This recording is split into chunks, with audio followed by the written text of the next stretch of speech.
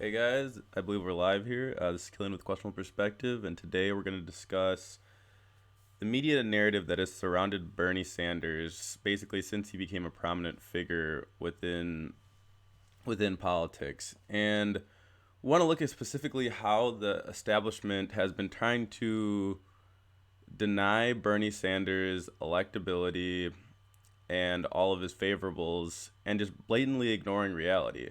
So Bernie Sanders won Nevada, which is great news. We love it, and he dominated them. I mean, he is winning. I think with 98% reporting now, he's got a 26-point lead, 46-20 on Biden, then Buttigieg at like 13.9, and Warren I think at 10.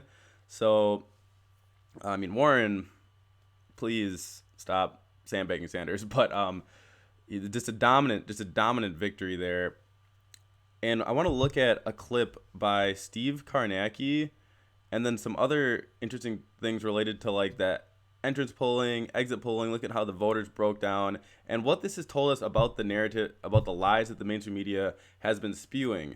And at this point, it really begs the question of what is fake news, because fake news is not black and white. It's a spectrum. There's stuff that's distorted terribly. There's stuff that's distorted a little bit. And at what point in that gray zone does it become outright fake news? And the reason that Trump was able to move so far with this narrative was because it held weight. Because you would see the media, whether or not what Trump was doing was wrong, they would be crying wolf about certain things and then over exaggerating or painting it in a picture that's not accurate. So it's like once you lose that integrity, people lose faith in you. And that's why Trump was able to run with this fake news narrative.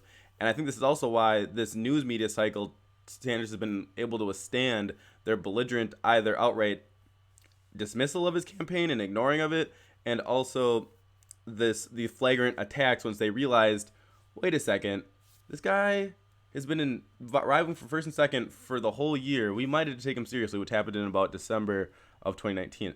So let me get to these videos really quick here. Let's go with this one. Okay. Here we are. Just beat Trump. And by the way, we've been showing you all these entrance poll numbers, and I mentioned at the outset of the broadcast that it was all entrance poll numbers from folks who had early voted. Now we're getting a much more significant number of same-day participants into this. Probably about 20% of what you've gotten here now are same day. One thing we looked at here is that question of sort of pragmatism versus ideology. The question asked of Democratic caucus goers here was, would you rather have that nominee who agrees with you on all of the major issues or somebody who can beat Trump? Here's the interesting thing. 2/3 of caucus participants chose this one. Beat Trump. 2/3. How did they vote? Check this out. Sanders, again, you're seeing he's leading here. It's a narrow lead, but Sanders gets 23%. Once again, we see Bernie Sanders leading in the person that can beat Trump, even though the mainstream media for a year now and for even longer has been in denial of this claim. Even though people such as Mike Bloomberg and Donald Trump himself have warned in secret recordings, have warned about the threat that Bernie Sanders poses. And this is before that narrative that Trump wants to go against Bernie because he's a weak candidate. That's a bullshit narrative. There were secret recordings before Bernie was even on the rise of Trump being afraid of Bernie's electability. And once more in Nevada, you see Bernie leading in electability. But even more important is what's coming up next. Almost a quarter. Biden a couple points behind at 19, then Buttigieg, Klobuchar, Warren, whole bunch of candidates all kind of bunched there in the teens, in double digits, with Sanders getting sort of a small plurality there. That's the 2/3 of caucus participants who say, just win, baby, just beat Donald Trump. Now, how about the 1/3 who say they want somebody who agrees with them on the major issues? That is the most important thing for them. Check out what you see here. Again, night and day difference. 1/3 of voters of caucus participants said that. Nearly 60% of them said that Sanders was their choice. Again, Warren barely getting into double digits there. Yeah, so what we see here is for people that haven't been fear-mongered by the mainstream media into just beating Trump, because let's be honest, Trump is just a braggadocious version of any other Republican. Let's just be honest about that. So this existential Trump crisis is unfounded. So Bernie Sanders here is taking home 57% of the third of the people who say that ideology is most important. And that is coupled with Warren's at 11%, which you can assume at least 50% of that agree with Sanders as well, and almost an Ernestine.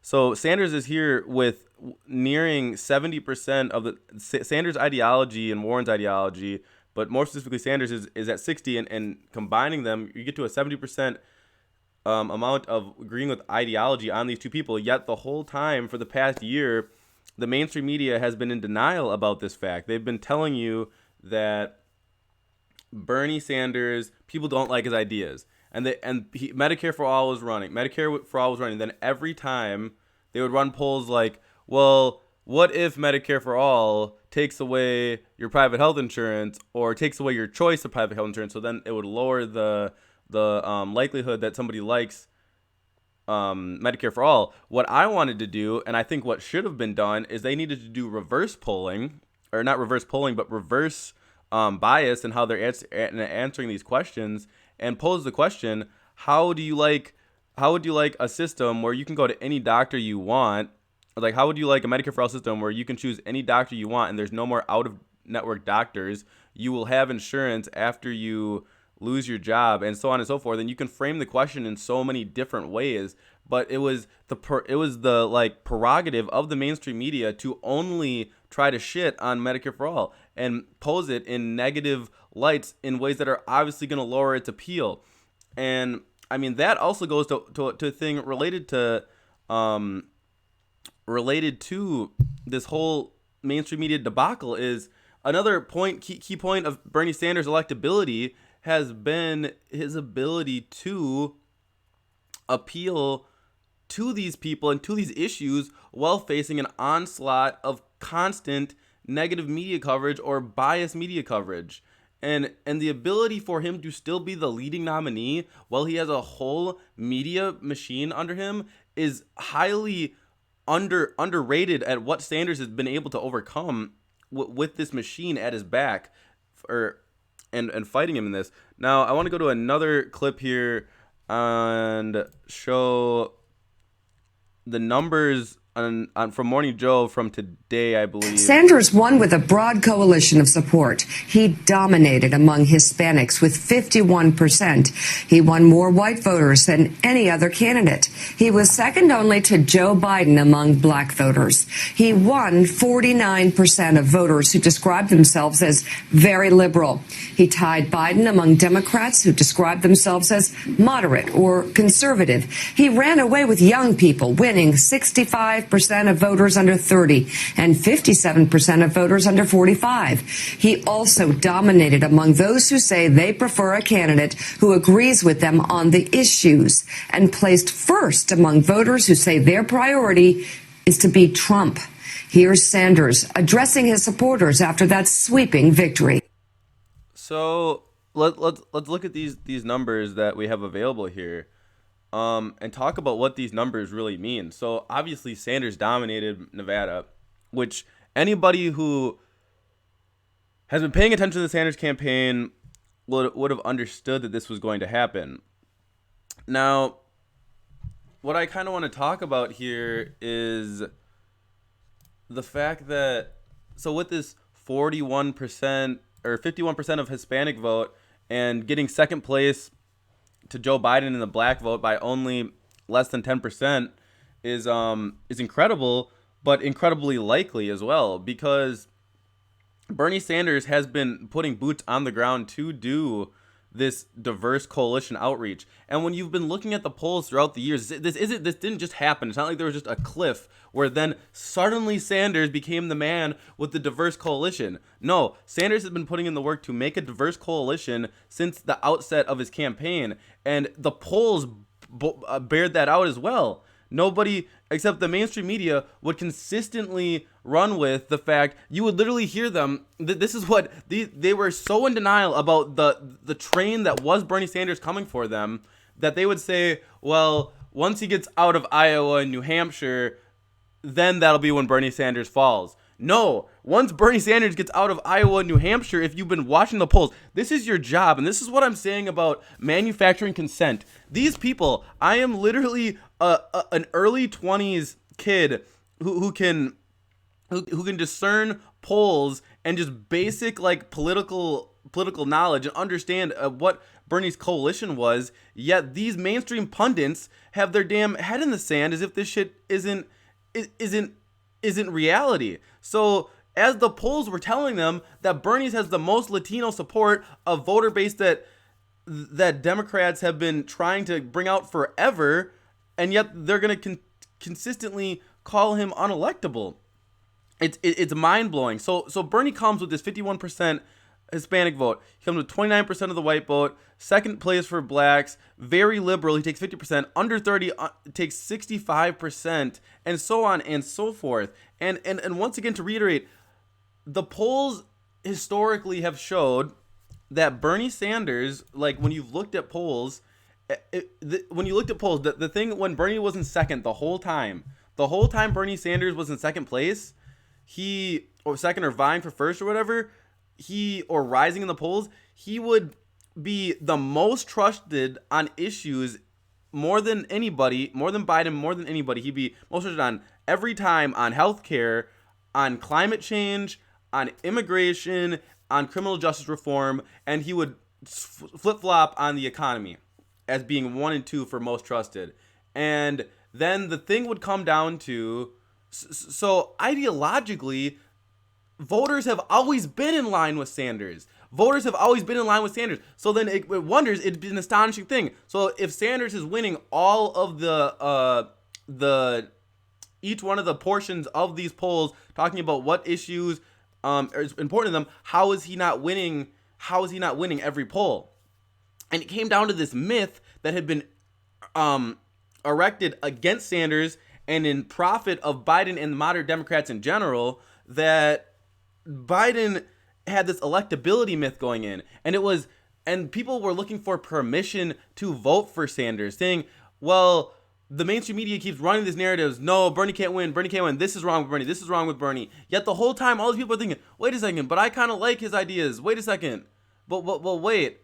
And then, so eventually, and then once the boots on the ground game of Bernie Sanders hits, and he gets the one-on-one conversations, he's able to sway people to his ways, or over to his side, and he goes to Iowa and wins Iowa. Joe Biden gets flattened. This myth of electability that Joe Biden was running on is that it is a myth. It does not exist. Joe Biden was not running on issues. He's running on being the former Obama guy and running on electability, that he could beat Trump. Yet he can't even appeal to the coalition and the Democrats. So let's talk about that. Why are you saying this man is basically almost an inevitability like Clinton, and hyping people up like that at the detriment of progressive politics is what you're trying to do there, and it's just astonishing. So then Bernie Sanders goes into Iowa with the ground game that he has, with the coalition that he has, and does his thing. And so let's talk about that, about other indicators that the mainstream media has just been ignoring.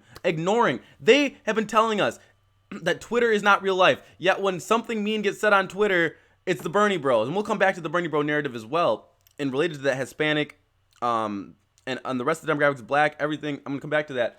But they've been telling you he can't win in these regards. And it's just plainly not the truth. It's just denying reality.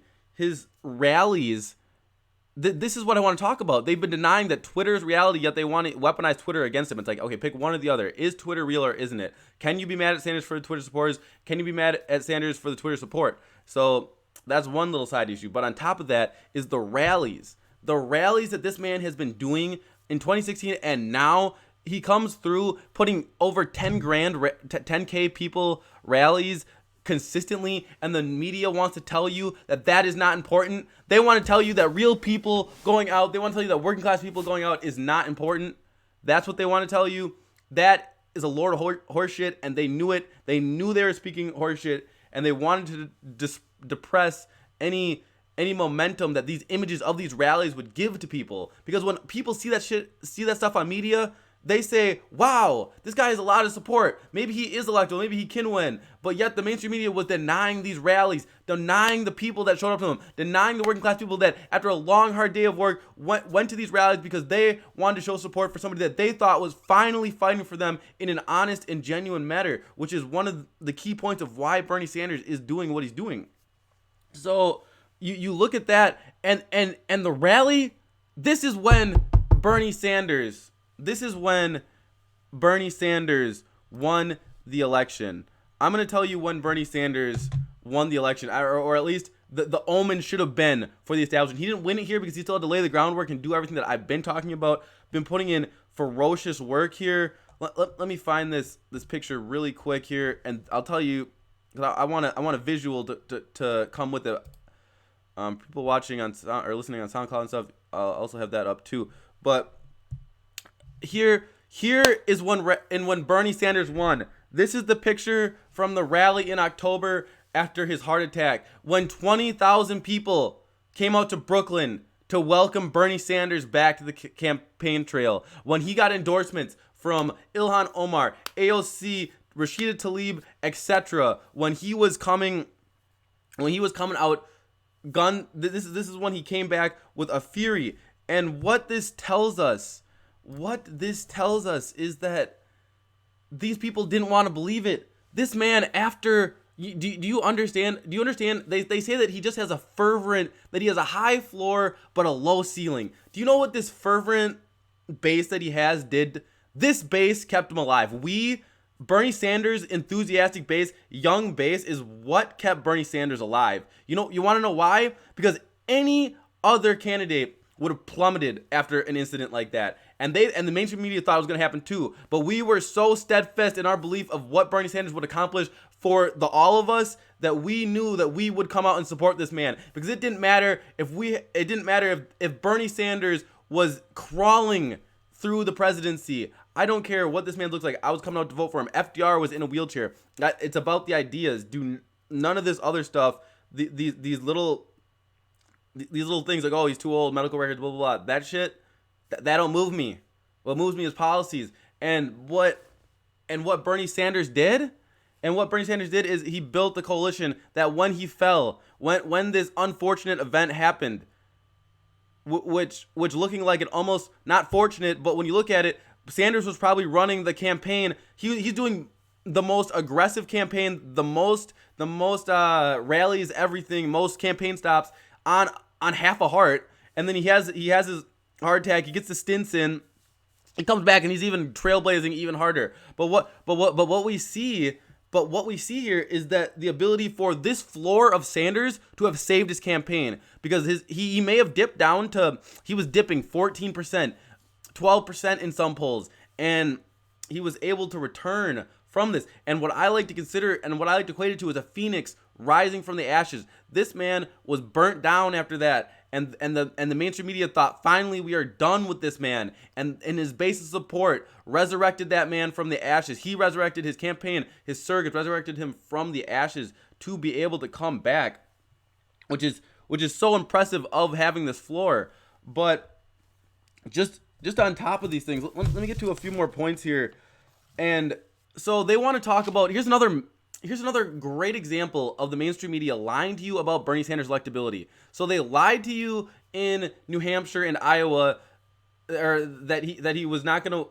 New Hampshire and Iowa, they're like, whatever. They tried to dismiss it and say that he's not going to win in diverse coalitions. What Bernie Sanders has been doing the whole time is building a diverse coalition. And so he comes into Nevada and just manhandles everybody.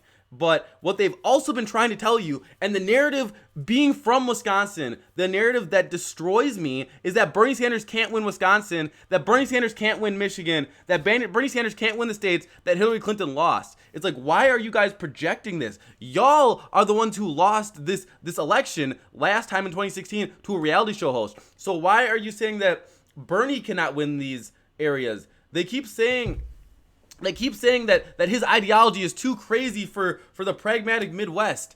I'm sorry, but the Midwest is the heart of unions. It was before the destruction of the industry. And what it tells you, though, is that they're projecting what these moderates and these neoliberals lost in the states, they don't want to believe that populism. The reason it's the populism stupid, as Tom Steyer would say, it's the economy stupid. I would say it's the populism stupid. It is the populism stupid. That's why Donald Trump was able to win these states. That's why Donald Trump was able to win the presidency in general. They don't understand we're in a firmly populist era, and they are behind the curve, and they're going to continue to lose elections.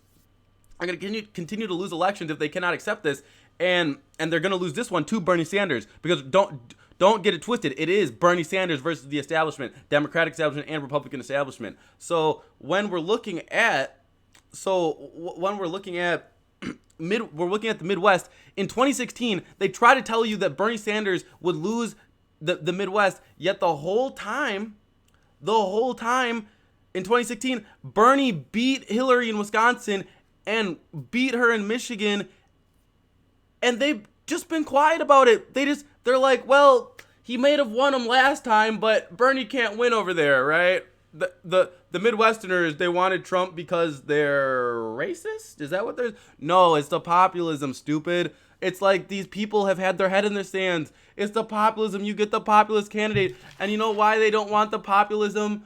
Well, Trump was full populism, but they don't want the real populism because it endangers their power structure. Because they're always incentivized to depress the working class, because as the working class gains power and is not able to be trampled on anymore, these people then are not able to be the wielders of power anymore, and they're sincerely concerned with that.